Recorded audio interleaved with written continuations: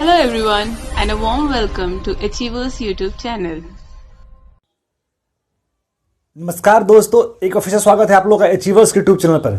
तो कैसे हैं आप लोग? आशा करता हूं कि आपकी पढ़ाई काफ़ी अच्छी तरीके से चल रही होगी एवं जिनका भी आज एनटीपीसी एग्जाम हुआ है वो काफ़ी अच्छी तरीके से प्रश्न का हल करके आए हैं, ठीक है। और जिन लोगों का आगे एग्जाम होने वाला है उन लोगों के लिए आज मैं एनटीपीसी का एनालिसिस लेके आया हूँ, जो कि 13 जनवरी पेपर हुआ है, जो मतलब आज का पेपर हुआ है। अभी आपका शिफ्ट 1 और शिफ्ट 2 का जो पेपर हुआ है ना, उसी का सारा क्वेश्चन जो भी है मैं अच्छे से डिस्कस करूंगा, एनालाइज करूंगा और जो भी प्रश्न आगे बन सकते हैं वही मैं प्रश्न आपको बताऊंगा, ताकि अगर जो आपका एग्जाम आने वाले दिन में होने वाला है तो इसके लिए आप अच्छी तरीके से प्रिपेयर हो लो और आप एग्जाम में अच्छा करके आओ। इसी के लिए ये आपका एनालिसिस लाया गया है, ठीक है। तो बस आप लोग एनालिसिस को देखिए, लास्ट तक देखिए और वीडियो को लाइक कीजिए और लोगों में शेयर कीजिए, क्योंकि आप देख रहे होंगे आपके कुछ फ्रेंड्स, कुछ रिलेटिव्स जो लोग हमारे चैनल से नहीं जुड़े होंगे तो उनको भी वो फायदा मिले। तो आपको क्या करना होगा, वीडियो को शेयर करना होगा ताकि उन्हें भी फायदा मिल सके, ठीक है। और जो लोग अभी तक चैनल को सब्सक्राइब नहीं किए हैं उनसे मेरा रिक्वेस्ट है, प्लीज चैनल को सब्सक्राइब कर दे एवं रेगुलर अपडेट पाने के लिए बेल आइकन दबाकर ऑल पे टैप कर ले। तो चलिए मूव करते हैं। आज का पहला प्रश्न क्या था, मतलब प्रश्न क्या क्या आया था जीके जीएस का, वो देखिए, ठीक है। पहला प्रश्न था कि नीति आयोग का फॉर्मेशन कब हुआ था। तो काफी शानदार प्रश्न है और काफी इजी प्रश्न भी है। तो नीति आयोग का इस्टेब्लिशमेंट या फॉर्मेशन जो कह लेते हैं, तो 1 जनवरी 2015 को नीति आयोग का फॉर्मेशन हुआ था और वो भी आपका योजना आयोग को रिप्लेस करके आपका नीति आयोग आया था, ठीक है। कौन आया था? नीति आयोग कब आया था? योजना आयोग को रिप्लेस करके आपका नीति आयोग था। और 1 जनवरी 2015 को 31 दिसंबर 2014 को आपका नीति आयोग खत्म हुआ, सॉरी आपका योजना आयोग खत्म हुआ था और उसी समय आपको नीति आयोग इंप्लीमेंट हुआ था। अब देखिए नीति आयोग से तो ये प्रश्न आ गए, अब आगे नीति आयोग से क्वेश्चन क्या पूछ सकता है ये देखना पड़ेगा। तो नीति आयोग का फुल फॉर्म क्या होता है? तो national institution for transforming India. क्या होता है? National institution for transforming India. ये क्वेश्चन पूछता है। फिर पूछेगा चेयरमैन कौन है? तो हमारे देश के माननीय प्रधानमंत्री नरेंद्र मोदी। नीति आयोग के अध्यक्ष कौन होते हैं? प्रधानमंत्री होते हैं। तो अभी आपके नरेंद्र मोदी जी प्रधानमंत्री हैं तो वही नीति आयोग के अध्यक्ष होंगे। फिर क्वेश्चन था वाइस, मतलब फिर क्वेश्चन आगे हो सकता है vice chairman of NITI Aayog. तो ये है राजीव कुमार। कौन है? राजीव कुमार, ठीक है। तो ये प्रश्न बिल्कुल आपको याद कीजिएगा, राजीव कुमार जो है वो वाइस चेयरमैन है। और सीईओ कौन है? सीईओ है अमिताभ कांत। कौन है? अमिताभ कांत। तो ये सब प्रश्न है जो आपके आने वाले एग्जाम में पूछा जा सकता है। अमिताभ कांत जो है वो सीईओ है। तो ये था आपके नीति आयोग के बारे में बात, और नीति आयोग के बारे में जो क्वेश्चन था वो था, और नीति आयोग से क्वेश्चन और क्या हो सकता है वो आप लोगों ने बता दिया हूं। बाकी आएगा तो फिर आप लोग कर लीजिएगा, ठीक है। अब देखते हैं अगला क्वेश्चन कि फादर ऑफ बोटनी, बोटनी का फादर, मतलब आपके बोटनी का फादर ऑफ बोटनी कौन थे, मतलब बोटनी के जनक कौन थे? तो थियोफ्रेटस। तो ये प्रश्न थे, काफी इजी प्रश्न है। फिर था first Indian governor general of free India, free India का, आजाद भारत का पहली गवर्नर जनरल। तो सी राज गोपालाचारी जो थे फर्स्ट इंडियन गवर्नर जनरल थे, ठीक है। तो ये भी प्रश्न था और ये भी प्रश्न काफी इजी प्रश्न है, बिल्कुल ऊपर से क्वेश्चन पूछ रहा है, या वो पॉलिटी हो जाए या फिर हिस्ट्री हो जाए या इकोनॉमिक्स या फिर आपका जो भी सब्जेक्ट हो जाए, सारे सब्जेक्ट से बिल्कुल ऊपर से क्वेश्चन पूछ रहा है, बिल्कुल अंदर जाने की कोशिश नहीं कर रहा है। तो जो लोग भी, जिनका भी बेसिक अच्छा होगा वो लोग बिल्कुल अच्छा करके एग्जाम में आएंगे, और जिनका अच्छा नहीं है तो जिनका भी अभी एग्जाम कुछ दिनों में होने वाला है तो थोड़ा सा अपना जो भी होता है ओवरव्यू देखिए, एनालाइज देखिए और उसके बाद अपने आप को एनालाइज करके फिर अपना प्रिपरेशन अच्छा कर लीजिए, ठीक है। फिर था word man of India, word man of India. तो सलीम अली को वर्ड मैन ऑफ इंडिया बोलते हैं, और सलीम अली के नाम से ही एक नेशनल पार्क है जम्मू कश्मीर में, सलीम अली नेशनल पार्क, ठीक है। तो ये प्रश्न आए थे। फिर था कंट्रोल प्लस बी, ये कंप्यूटर क्वेश्चन है। ये कंट्रोल प्लस बी जो है वो कौन सा शॉर्टकट है, मतलब इससे क्या होता है? तो उससे पेस्ट होता है। पेस्ट में समझते हैं, जैसे ये इतनी चीज़ें लिखी गई है, ठीक है, इतना चीज़ लिखा हुआ है, अब इतना चीज़ को आपको कहीं और पे डालना है तो कंट्रोल प्लस सी पे दबाइएगा, कंट्रोल प्लस सी दबाइएगा तो सारा कुछ सेलेक्ट हो जाएगा, सारा कुछ सेलेक्ट होकर कॉपी हो जाएगा, ठीक है। सबसे पहले मैं बता रहा हूँ, फिर से सुन लीजिए। इतना चीज़ लिखा हुआ है, सपोज इतना चीज़ लिखा हुआ है, तो उसको आपको सबको सेलेक्ट करना है, तो कंट्रोल प्लस ऑल दबाइए, कंट्रोल प्लस ए दबाइए तो सारा सिलेक्ट हो जाएगा।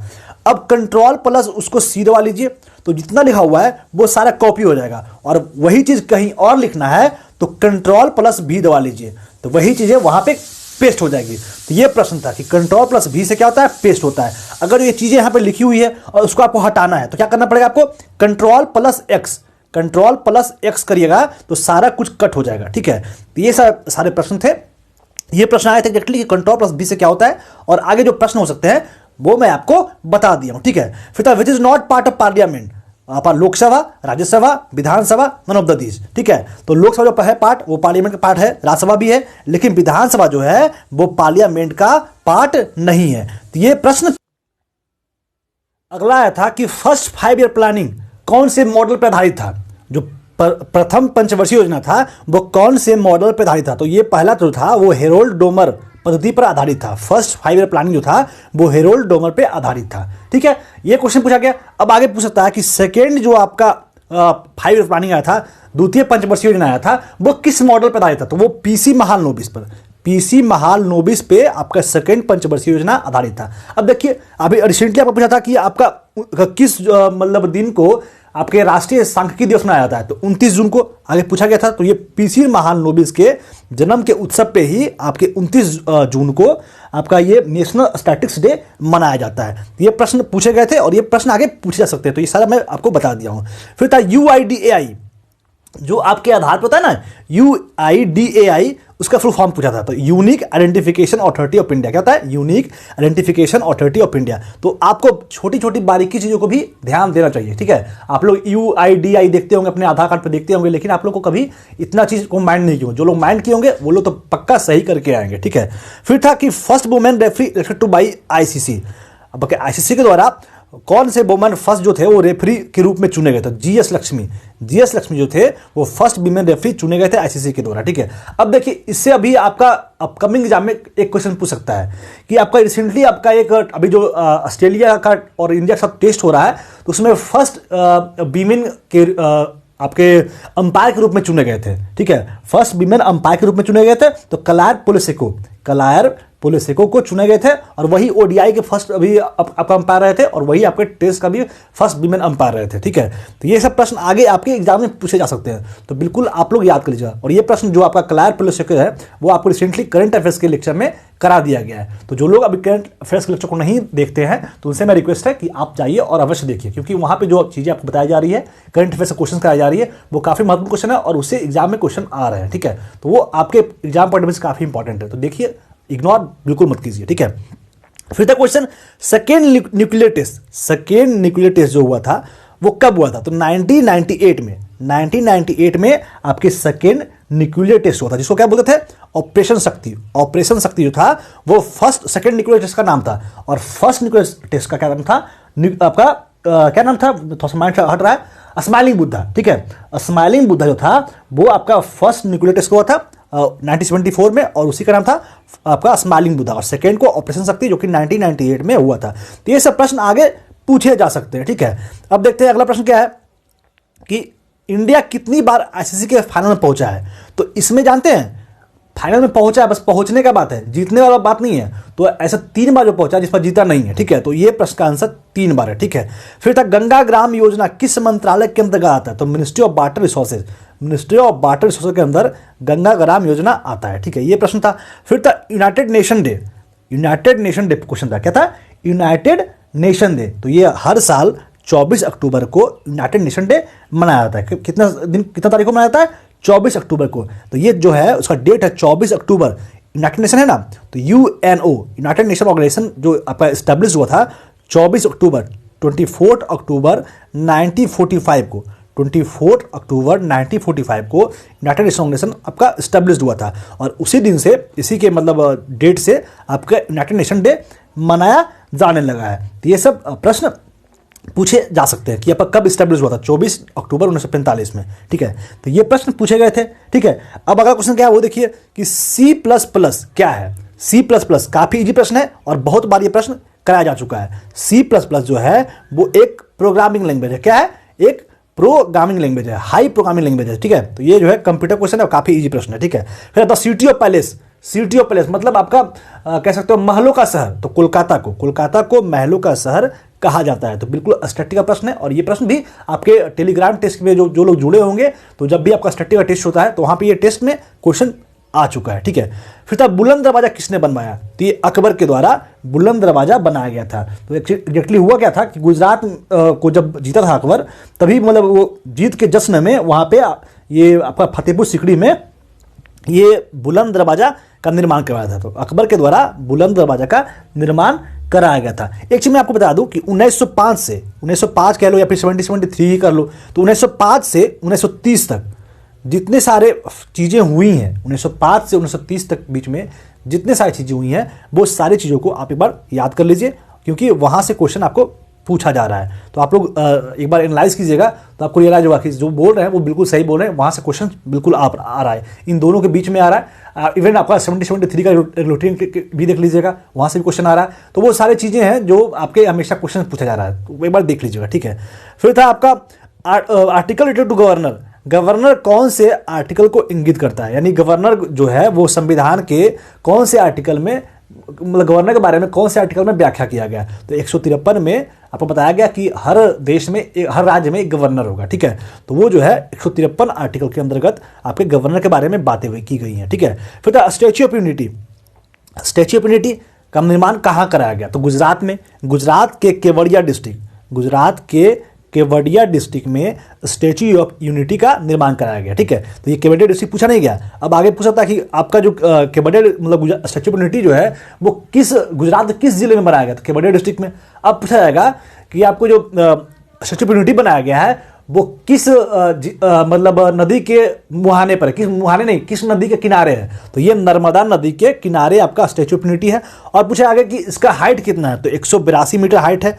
अब आगे पूछ सकता है कि जो इसको बनाया गया वो किनके द्वारा बनाया गया, तो रामबाण सुतार, रामबाण सुतार के द्वारा इनका आर्किटेक्ट किया गया, रामबाण सुतार के द्वारा, ठीक है। तो ये सब प्रश्न आगे आपके एग्जाम में पूछा जा सकता है, तो बिल्कुल आप लोग एक बार देख लीजिएगा, ठीक है। फिर था इंटरनेशनल कोर्ट ऑफ जस्टिस का हेडक्वार्टर कहाँ है, इंटरनेशनल कोर्ट ऑफ जस्टिस का हेडक्वार्टर कहाँ है, तो द हेग, नीदरलैंड के द हेग में इंटरनेशनल कोर्ट ऑफ जस्टिस का हेडक्वार्टर है।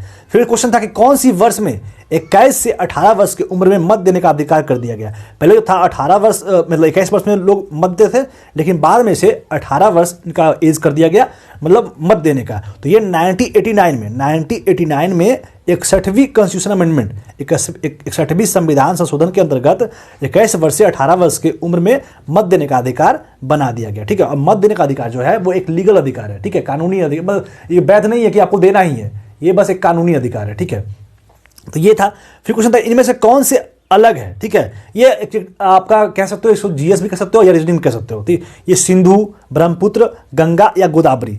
तो इसमें जो है ब्रह्मपुत्र और गोदावरी और ये आपका गंगा और सिंधु, ये 4 नदी है।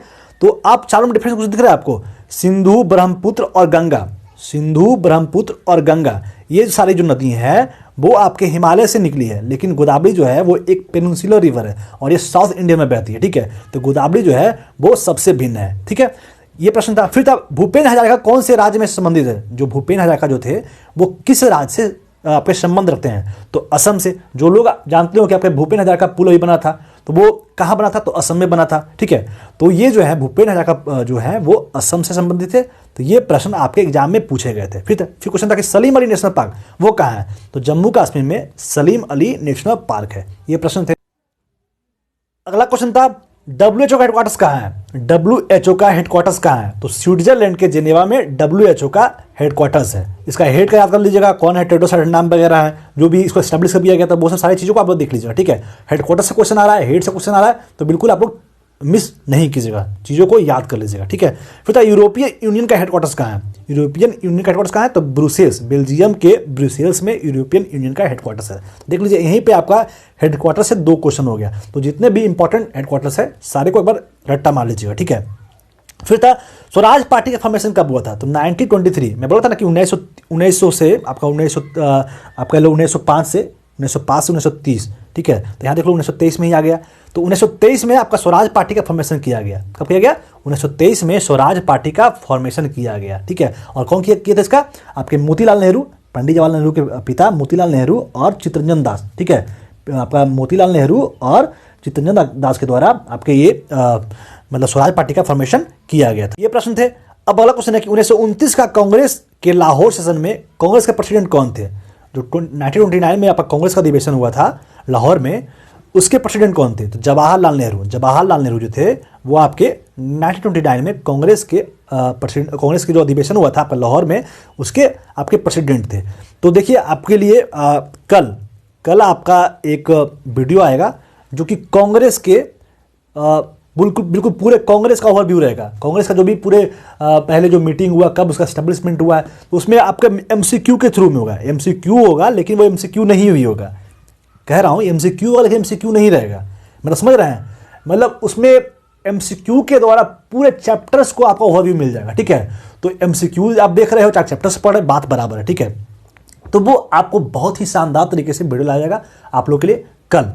बिल्कुल आप लोग देखना मिस नहीं कीजिएगा। ठीक है, तो पहले सबसे पहले एक बात और, वीडियो अच्छा लग रहा है तो वीडियो को लाइक जरूर करें। ठीक है, फिर क्वेश्चन था कि विक्रम साराभाई अंतरिक्ष केंद्र कहाँ स्थित है?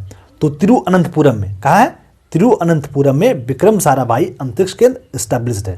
फिर था NH2 का निर्माण किसने करवाया था? तो शेरशाह सूरी के द्वारा NH का निर्माण कराया गया था। ये था। फिर था एस्टेब्लिशमेंट ऑफ आरबीआई। आरबीआई का एस्टेब्लिशमेंट कब किया गया था? तो 1935 में इसका एस्टेब्लिशमेंट किया गया। इसमें आपको पूछ सकता है कि नेशनलाइज कब किया गया आरबीआई को, तो ये भी प्रश्न आपको पूछा जा सकता है। तो बिल्कुल आप लोग एक बार देख लीजिएगा, 1949 में किया गया। ठीक है, फिर क्वेश्चन था कि सापेक्षता का सिद्धांत किसने दिया था? तो आइंस्टीन के द्वारा सापेक्षता का सिद्धांत दिया गया था। ई बराबर MC उसका पता है ना आपको, तो आपके आइंस्टीन के द्वारा सापेक्षता का सिद्धांत दिया गया था। तो ये सारे प्रश्न आपके शिफ्ट 1 से थे। ठीक है, तो शिफ्ट 1 से क्वेश्चन थे। अब मैं शिफ्ट 2 को क्वेश्चन देखूंगा। तो सबसे पहले क्या करना है, आपको वीडियो को लाइक करना है। ठीक है, आई होप आप लोगों ने वीडियो को लाइक कर दिया होगा।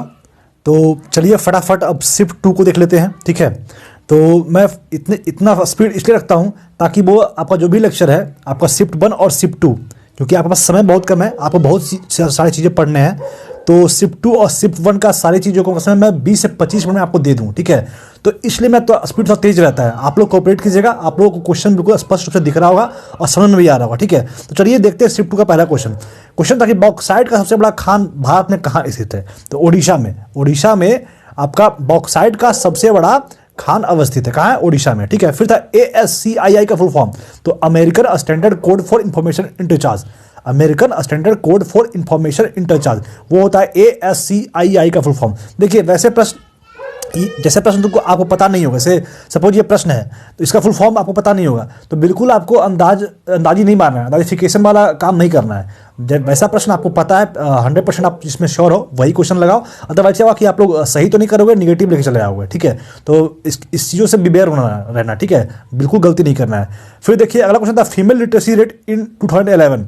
अभी तो आपका रिसेंटली आपका जनगणना हुआ नहीं है, 10 साल में जनगणना होता है, तो आई थिंक 2021 में होगा। तो 2011 क्लास जो जनगणना हुआ था उसमें फीमेल लिटरेसी कितना था, मतलब जो महिलाओं का आपका साक्षरता का दर कितना था? तो 65.5% महिलाओं का साक्षरता का दर था। आई होप आगे और ज़्यादा सुधरे, क्योंकि अभी जितने लोग जो भी आपके हमारे प्रधानमंत्री मोदी जी का स्कीम आया है, बेटी पढ़ाओ बेटी बचाओ वगैरह, बहुत सारे स्कीम आया जिसमें आपको नारी का उत्थान करने के उद्देश्य से बनाया गया है। तो आई होप ये जो परसेंटेज है वो 75 to 80 हो। ठीक है, तो बस ऐसा ही होना चाहिए। जो भी हमारे घर में हमारी माताएँ हैं, हमारी बहनें हैं, या जो हमारे घर में बच्चे होने वाले हैं, उन लोग जो बच्चियाँ हैं उनको शिक्षा देना चाहिए ताकि ये जो लिटरेसी रेट है वहाँ इन्हांस हो। ठीक है, फिर देखिए अगला क्वेश्चन कहता है हेडक्वार्टर्स ऑफ ILO का हेडक्वार्टर्स कहाँ है? तो ILO का हेडक्वार्टर्स आपका जेनेवा का स्विट्जरलैंड में। कहाँ है? जेनेवा का स्विट्जरलैंड में आपका ILO का हेडक्वार्टर्स है। तो बिल्कुल आप लोग याद कर लीजिएगा, इंटरनेशनल लेबर ऑर्गेनाइजेशन। क्या है? International labour organisation. तो इसका आपको फुल फॉर्म पूछ देगा, तो ये सब सारी चीज़ों को आप लोग याद कर लीजिएगा। ठीक है, फिर कुछ नीति आयोग की फॉर्मेशन कब हुई थी? तो ये तो आपका शिफ्ट 1 में भी था, 1 जनवरी 2015 को। 1 जनवरी 2015 को नीति आयोग का फॉर्मेशन हुआ था। आपका 31 दिसंबर 2014 को आपका योजना आयोग खत्म हुआ था, और उसके बाद नीति आयोग थिंक टैंक का फॉर्मेशन हुआ था। ठीक है, अब देखिए क्वेश्चन वाला क्या है, UNDP का फुल फॉर्म क्या होता है? तो यूनाइटेड नेशन डेवलपमेंट प्रोग्राम। क्या होता है? United Nation Development Programme UNDP का आपका फुल फॉर्म होता है, और ये इसके द्वारा HDI जारी किया था, यानी ह्यूमन डेवलपमेंट इंडेक्स इसके द्वारा जारी किया जाता है, और ये पहली बार आपका महबूबुल हक द्वारा ये जारी किया गया था। ठीक है, तो ये UNDP जो है इसका फॉर्म होता है यूनाइटेड नेशन डेवलपमेंट प्रोग्राम, जिसके द्वारा आपका HDI यानी ह्यूमन डेवलपमेंट इंडेक्स जारी होता है, जिसमें आपका 2-3 आपका होता है जीवन प्रत्याशिता होता है, उसमें आपका फिर आपका लिटरेसी रेट भी होता है। तो वो सब सारी चीज़ों को इसमें इंक्लूड किया जाता है। ठीक है, फिर देखो क्वेश्चन क्या है, हिंद स्वराज पुस्तक किसने लिखी थी? यानी हिंद स्वराज जो पुस्तक है वो किसके द्वारा लिखी गई थी? तो ये महात्मा गांधी, हमारे देश के आपके मतलब राष्ट्रपिता महात्मा गांधी के द्वारा ये हिंद स्वराज पुस्तक लिखी गई थी। एक चीज़ मैं आपको बता दूं, अभी रिसेंटली मैं एक लेक्चर लेके आया था, वो भी आपका था महात्मा गांधी पे। जो भी आपके एग्जाम होते हैं तो वहाँ पे आपका महात्मा गांधी से हर एग्जाम में कम से कम 1 या 2 क्वेश्चन हर दिन हर शिफ्ट में होते हैं, ठीक है। तो वो सारी चीज़ों को देखते हुए हमारे द्वारा एक शानदार लेक्चर लाया गया, ठीक है। और उसमें लगभग 50+ क्वेश्चंस होंगे। तो आप लोग जाइए और देखिए, वहाँ पे सारे क्वेश्चंस कर लीजिए। उसके बाद आई होप गांधी से संबंधित जितने सारे प्रश्न हैं आप लोग कभी गलती नहीं करोगे। तो जाइए और एक बार अवश्य देख लीजिए, ठीक है। अब अगला क्वेश्चन था कि 2019 में वर्ल्ड बॉक्सिंग चैंपियनशिप में गोल्ड मेडल किसने जीता था। जो 2019 में वर्ल्ड बॉक्सिंग चैंपियनशिप हुआ था उसमें गोल्ड मेडल किसके द्वारा जीता गया था। तो ये अमित पंघाल जी हैं, आपके भारतीय बॉक्सर हैं जिनका नाम अमित पंघाल है। उनके द्वारा 2019 के बॉक्सिंग चैंपियनशिप में गोल्ड मेडल जीता गया था। फिर क्वेश्चन था मद्रास हाईकोर्ट की स्थापना कब हुई थी। तो 1862 ईस्वी में मद्रास हाईकोर्ट का एस्टेब्लिशमेंट एंड स्थापना हुआ था। फिर था total number of presidency in 2019 election. तो ये क्वेश्चन मैं थोड़ा सा समझाऊँ नहीं, मेरे को थोड़ा सा पल्ले नहीं पड़ा। आई थिंक ये क्वेश्चन थोड़ा सा गलत दिया हुआ है क्योंकि इसमें बिल्कुल समझ में नहीं आ रहा है ये क्वेश्चन कहना क्या चाह रहा है, ठीक है। फिर क्वेश्चन था कि हुमायूंनामा किसके द्वारा लिखा गया है। तो ये गुलबदन बेगम के द्वारा आपका हुमायूंनामा लिखा गया। तो वैसे पुस्तक जो आपके इंपॉर्टेंट पुस्तक हैं, आपके पुराने पुस्तक, बहुत पुराने पुस्तक, अभी रिसेंटली पुस्तक पूछा नहीं गया है, ठीक है। तो वैसे पुस्तक जो काफ़ी पुराना था वो सारे पुस्तकों के बाद देख लीजिएगा, वहीं से प्रश्न आ रहा है, ठीक है। वहीं से प्रश्न आ रहा है, पुराने पुस्तकों से ही आ रहा है। और ये जो हुमायूंनामा है ना वो पहले के शिफ्ट में भी पूछा गया है। तो ये अगर जो आप एनालिसिस देख रहे हैं तो आप एक चीज़ गॉट इट कीजिएगा कि बहुत सारे प्रश्न आपका रिपीट मोड में चल रहा है। मतलब वो पहले प्रश्न पूछे गए थे फिर से ये प्रश्न पूछे गए हैं।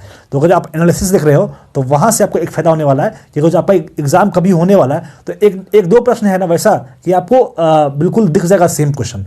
और मैं यहाँ पे आपको अपकमिंग क्वेश्चन की बात दे रहा हूँ तो उससे क्या होगा, चीज़ें बिल्कुल आपके हाथों में हो जाएंगी, ठीक है। तो आप लोग बिल्कुल मिस नहीं कीजिए और लास्ट तक देखिए क्योंकि आपका ही फायदा है इससे, ठीक है। फिर question related to power point से संबंधित कोई क्वेश्चन था, मेरे स्टूडेंट्स द्वारा अच्छी तरह से बताया नहीं गया था एग्जैक्टली क्वेश्चन क्या था। तो उन्होंने सिर्फ बताया कि सर पावर पॉइंट से एक कोई क्वेश्चन था, ठीक है। तो बस कंप्यूटर्स क्वेश्चन है और कंप्यूटर कोई भी क्वेश्चन होगा तो वो आसान सा ही होगा क्योंकि हमारे टीचर के द्वारा, हमारे जो भी शिवम सर है, दीक्षा मैम के द्वारा काफ़ी शानदार आपका कंप्यूटर का लेक्चर लाया गया और वहाँ से ही क्वेश्चन आ रहा है। सारे प्रश्न बिल्कुल उससे बाहर तो गया ही नहीं है, ठीक है। फिर क्वेश्चन था चिपको आंदोलन कब हुआ था। तो 1973 में चिपको आंदोलन हुआ था जिसमें आपके जो मेन लीडर थे सुंदरलाल बहुगुणा। और ये जो हुआ था वो उत्तराखंड राज्य में आपका चिपको आंदोलन हुआ था और जिसमें आपका जो वन की कटाई हो रही थी तो उसमें आपको सुंदरलाल बहुगुणा के द्वारा ये बोला गया था ये जो आप पेड़ को काट रहे हो तो उससे पहले मुझे काटो तभी पेड़ को काटो। वैसा मतलब पेड़ को बचाने के लिए उनके द्वारा एक मतलब ये लाया गया था, ये चीज़ें मतलब की गई थी, ठीक है। अगला प्रश्न था ऑर्डर ऑफ जायद अवार्ड से किस देश ने प्रधानमंत्री नरेंद्र मोदी को सम्मानित किया था। जो ऑर्डर ऑफ जायद अवार्ड है वो किस देश के द्वारा हमारे देश के प्रधानमंत्री मोदी जी को सम्मानित किया गया। तो यूएई के द्वारा ऑर्डर ऑफ जायद अवार्ड से सम्मानित किया गया। तो ये प्रश्न आपके करंट अफेयर जो सेक्शन होता है ना वहाँ बिल्कुल ये कराया जा चुका है। तो बिल्कुल आप लोग जो जुड़े हैं उनको तो फ़ायदा मिल ही रहा होगा। जो लोग नहीं भी जुड़े हैं उनसे मेरा रिक्वेस्ट है कि हर दिन सुबह 4 बजे अर्ली मॉर्निंग 4 बजे हर दिन सुबह में लेक्चर आया था करंट अफेयर्स का। और ये आई थिंक ये मतलब गिना चुना आपका चैनल होगा, उसमें हमारा एक चैनल है जो 4 बजे आपको करंट अफेयर्स प्रोवाइड करती है। तो आप लोग जाइए और अवश्य देखिए, ठीक है ना। और उसमें भी आपका मोस्ट 15 क्वेश्चन होते हैं, बिल्कुल आपका टाइम मिल जाता है। 20 मिनट्स के अंदर आपको हर दिन आपके करंट अफेयर्स को निपटा दिए जाते हैं और उसमें जितने भी आपके चीज़ें हो, चाहे वो आपका स्टैट्स से जुड़ा चीज़ें हो, चाहे वो आपके कोई भी चीज़ें हो, जो कोई भी क्वेश्चन होता है तो क्वेश्चन से रिलेटेड सारी चीज़ें आपको दी जाती है। तो आप एक बार ट्राई कीजिए, देखिए एक बार कैसा लगता है आपको लेक्चर। उसके बाद अगर अच्छा लगता है तो देखिए, नहीं लगता तो छोड़ दीजिए। क्या है अगला क्वेश्चन था question related to member of USSR क्या आर के मेंबर से रिलेटेड कोई क्वेश्चन था। एग्जैक्टली क्वेश्चन पता नहीं है तो बस आपको एक बार दिखा देने के लिए क्वेश्चन इस तरीके से आ रहे हैं, एक बार आपको ओवरव्यू हो जाए ताकि पता चल जाए कि क्वेश्चन कैसे आ रहा है, ठीक है। फिर क्वेश्चन था कि 2019 में लोकसभा में कितना प्रतिशत आरक्षण महिलाओं को मिला था। तो 33% आपका आरक्षण महिलाओं को 2019 के लोकसभा में मिला था। कितना परसेंट मिला था? 33%। ये प्रश्न था। फिर तो आपका मैरी कॉम 2018 में किस प्रतिद्वंदी को हराकर गोल्ड मेडल जीती थी। जिनका नाम था क्रिस्टीना ओहारा को मैरी कॉम ने हराया था। क्रिस्टीना ओहारा को मैरी कॉम ने 2018 के में आपके गोल्ड मेडल जीती थी, इनको हरा के। किनको? क्रिस्टीनी ओहारा को हराकर मैरी कॉम ने 2018 के गोल्ड मेडल जीता था, ठीक है। फिर क्वेश्चन था लाहौर अधिवेशन कब हुआ था। आपके फर्स्ट शिफ्ट पूछा गया था लाहौर अधिवेशन में लाहौर अधिवेशन के सेशन में कौन प्रेसिडेंट थे, मतलब कांग्रेस के जो लाहौर अधिवेशन हुआ था उसमें वहाँ के प्रेसिडेंट कौन थे, तो आपके पंडित जवाहरलाल नेहरू। ये फर्स्ट शिफ्ट में क्वेश्चन था। और ये सेकंड शिफ्ट में पूछा गया था कि कब हुआ था, तो 31 दिसंबर 1929 में, 31 दिसंबर 1929 को आपके लाहौर का अधिवेशन हुआ था। फिर क्वेश्चन था 2018 फुटबॉल वर्ल्ड कप किसने जीता, तो फ्रांस के द्वारा 2018 का फुटबॉल वर्ल्ड कप जीता गया था। और किसको आया था, तो क्रोएशिया को हराकर ये आपका फ्रांस ने 2018 के फुटबॉल वर्ल्ड कप को जीता था। फिर क्वेश्चन आता है unit of lens, unit of lens, तो डायप्टर सबको पता है कि लेंस का जो क्षमता होता है, जो यूनिट होता है वो डायप्टर होता है। ये प्रश्न थे। फिर था प्लांट सेल में एनर्जी किस फॉर्म में होती है, प्लांट सेल में एनर्जी किस फॉर्म में होता है, तो ग्लाइकोजेन के फॉर्म में। किसमें होता है, ग्लाइकोजेन के फॉर्म में आपके प्लांट सेल में एनर्जी होता है। जैसे आपका ह्यूमन में होता है, एटीपी में होता है ना, ह्यूमन कितना क्या होता है, एटीपी में होता है। उसी तरीके से प्लांट सेल में एनर्जी जो होता है वो लोग ग्लाइकोजेन के थ्रू होता है। फिर question related to ISRO, ISRO के से संबंधित क्वेश्चन था आपको, इसरो को कब स्टेब्लिश किया गया या फिर इसरो के चेयरमैन कौन है, तो जो भी चीज़ें हैं आप एक बार देख लीजिए। तो ये सारे आपका। फिर एक क्वेश्चन था क्वेश्चन रिलेटेड टू योजना ऑफ 2019 का कोई एक योजना था, उससे प्रश्न था। तो जितने भी आपका योजना आया है वो आप लोग बार देख लीजिए। और हमारे श्वेता मैम के द्वारा आपके इंपॉर्टेंस योजना को कराया गया है, तो जो भी अभी तक नहीं देखे उनसे मैं रिक्वेस्ट है प्लेलिस्ट में जाए, स्टैटिक के प्लेलिस्ट में वहीं पर पड़े होंगे, आप एक बार देख लीजिए, उसके बाद आपको कोई क्वेश्चन नहीं छूटेंगे, ठीक है। तो ये था आपका शिफ्ट 1 और शिफ्ट 2 का इंपॉर्टेंट क्वेश्चन जो आपका एग्जाम में आया था। तो आई होप आप लोग को वीडियो अच्छा लगा हो। तो वीडियो अच्छा लगा तो क्या करना है, वीडियो को लाइक करना है। और जिन लोगों का भी अपकमिंग डेज में एग्जाम हो, चाहे वो आपके रिलेटिव्स है चाहे वो फ्रेंड्स है, उन्हें भी शेयर करें, आप भी देखें उन्हें भी शेयर करें। और बस जो भी करना है करें और अपना प्रिपरेशन अच्छा तरीके से करें। और best of luck for upcoming examination. जो भी जिनका भी अभी एग्जाम होने वाला है उन लोगों को बेस्ट ऑफ लक। तो इसी तरीके से देखते रहिए और जुड़े रहिए हमसे, वीडियो को लाइक करते रहिए। और वीडियो क्लास से बनने के लिए बहुत बहुत आभार। बहुत जल्दी मिलते हैं अगले वीडियो में। जय हिंद।